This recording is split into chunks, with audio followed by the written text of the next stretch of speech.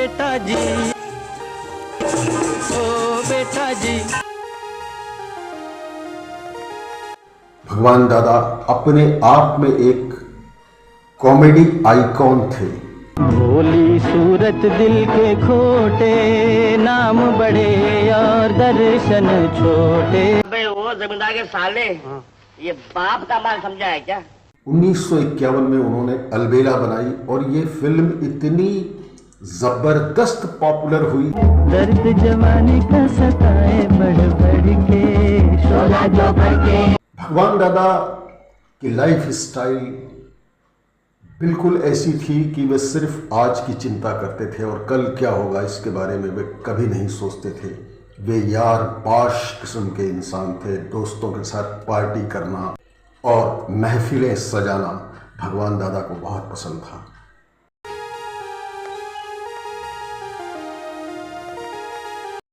दोस्तों, भगवान दादा भारतीय फिल्मों का वो चेहरा थे जिनके साथ जुड़ी हुई थी न जाने कितनी हास्य से भरी हुई फिल्में।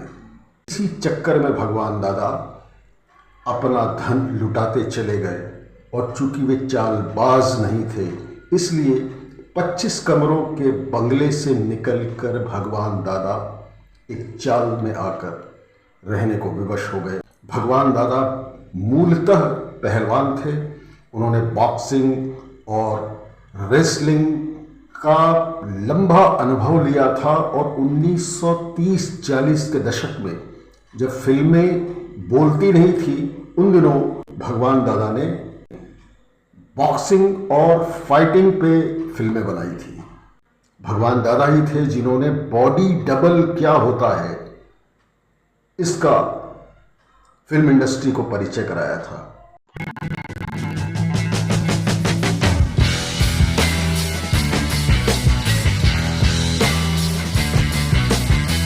वो ब्लैक एंड वाइट का ज़माना था और भगवान दादा ने बहुत, जैसे राज कपूर ने बहुत कम उम्र में फिल्में बनाई वैसे ही भगवान दादा ने बहुत कम उम्र में फिल्में बनाई और उनकी फिल्में काफ़ी पॉपुलर हुई। भगवान दादा की जीवनी पर एक फिल्म भी बनी 2014 में, एक अलबेला करके। भगवान दादा को दर्शक आज भी बड़े चाव से याद करते हैं। भगवान दादा उन दिनों के कलाकार थे जब फिल्में बॉक्स ऑफिस पर शुद्ध मनोरंजन का माध्यम हुआ करती थीं और फिल्में पूरी फैमिली के साथ देखी जाती थी। भगवान दादा को अपने जीवन के अंतिम काल में इस बात का अफसोस भी रहा कि अब फिल्में वैसी नहीं बन रही हैं, लेकिन भगवान दादा ने अपने उम्र के आखिरी पड़ाव तक वो फिल्मों में काम करते रहे। भगवान दादा को यायावर फैमिली की तरफ से, आप सभी की तरफ से शत शत नमन। घड़ी घड़ी खिड़की में खड़ी तुम तीर चलाना छोड़ दो। करीब 5 दशक तक 600 फिल्मों में काम करने वाले भगवान दादा नखरे बड़े मोटे मोटे, नाम बड़े और दर्शन छोटे। सुना कोप कर जान से मार डाला। सुना तुमने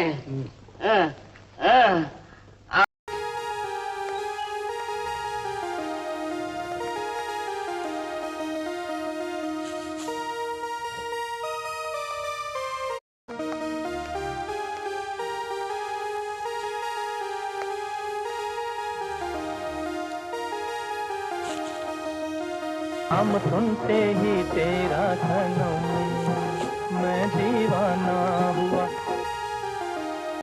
उनके बेटे अरुण और पोती हैं सुनीता।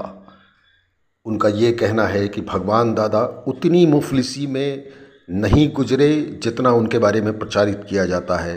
वे अंतिम समय तक ठीक ठाक रहे और उन्होंने खुशहाल जीवन जिया।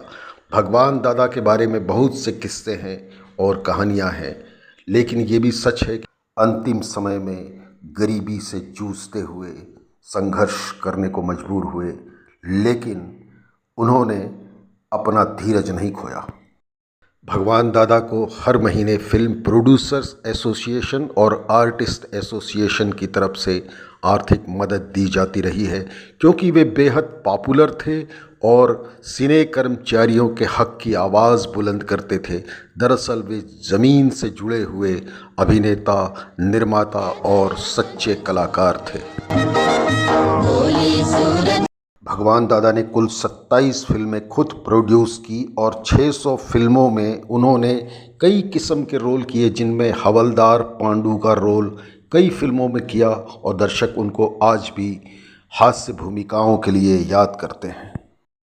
बॉम्बे लेबोरेटरी में आग लग जाने के कारण भगवान दादा के सपने चूर चूर हो गए और भगवान दादा की सारी फिल्मों की जो रीलें थी वो जलकर राख हो गई और भगवान दादा को जो सदमा लगा तो वे लगभग टूट गए थे। इसी के साथ ही एक किस्सा और भी है कि उन्होंने एक बार फिल्म जंग आज़ादी के दौरान ललिता पवार को जो थप्पड़ मारा था, उस वजह से ललिता पवार की आंख हमेशा के लिए चली गई थी। ललिता पवार को इस बात का सदमा तो था, लेकिन उनसे कहीं ज़्यादा दुखी इस बात को लेकर भगवान दादा रहते थे। हालांकि उनका थप्पड़ सचमुच मारने का इरादा नहीं था, वो अकस्मात हुई दुर्घटना थी। भगवान दादा ने मूक सिनेमा के दौर में फिल्म क्रिमिनल से अपना डेब्यू किया। दोस्तों, ये भी कहा जाता है कि उनको इतनी फिल्मों के प्रति आसक्ति और दीवानगी थी कि एक बार फिल्म की शूटिंग में उनको नोटों की बारिश दिखानी थी और ताव में आकर भगवान दादा ने असली नोटों की बारिश कर दी थी। जब उनकी फिल्में कम चलने लगी, ब्लैक एंड वाइट के बाद रंगीन फिल्मों का ज़माना आया, नए कलाकार आ गए, नए कॉमेडियंस आ गए, तब भगवान दादा को फिल्में मिलनी कम हो गई तो भगवान दादा ने अपना 25 कमरों का बंगला बेचकर 2 कमरों की चाल में रहना गवारा किया, लेकिन उनके चेहरे की हंसी कभी गायब नहीं हुई। भगवान दादा ने एक इंटरव्यू में ये कहा था कि उन्हें सबसे ज़्यादा खुशी इस बात की होती है जब कोई विलेन किसी हीरोइन को छेड़ता है और इज्जत लूटने की कोशिश करता है और हीरोइन चिल्लाती है, छोड़ दो मुझे, भगवान के लिए मुझे छोड़ दो।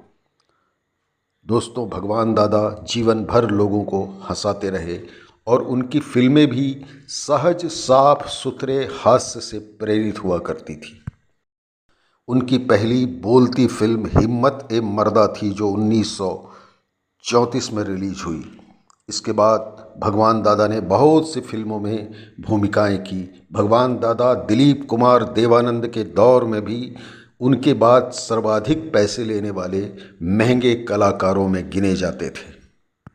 किशोर कुमार के साथ उन्होंने कई फिल्मों में काम किया था। भागम भाग तो दोनों की वजह से हिट हुई थी, लेकिन बताते हैं कि हंसते रहना भगवान दादा ने किशोर कुमार को लेकर शुरू की थी। ये फिल्म किसी वजह से पूरी नहीं हो पाई और ये भी खबरें हैं कि भगवान दादा ने इस फिल्म के निर्माण में इतना संघर्ष किया क्योंकि उनको किशोर कुमार बहुत तंग करते थे। आखिरकार ये फिल्म उनको बंद कर देनी पड़ी और बताते हैं कि भगवान दादा का सब कुछ लुट गया और वे एक तरह से सड़क पर आ गए। हालांकि इस बारे में सीधे तौर पर न किशोर कुमार ने कुछ बात कहा न भगवान दादा ने, लेकिन इस तरह की खबरें हैं कि इस फिल्म में ज़बरदस्त घाटा लगने के बाद भगवान दादा के चेहरे की हंसी गायब हो गई थी और वे टूट गए थे। उसके बाद भगवान दादा ने कोई फिल्म नहीं बनाई और छोटी मोटी फिल्में करके वे गुजारा करते थे। उनको इस बात का गम भी था कि वे फिल्म को नहीं बना पाए। इसी गम में भगवान दादा 88 साल की उम्र में इस फ़ानी दुनिया को छोड़ गए। भगवान दादा के बारे में इतनी खबरें भी हैं कि वे खूब शराब पीते थे और इस वजह से भी उनको काफ़ी नुकसान उठाना पड़ा।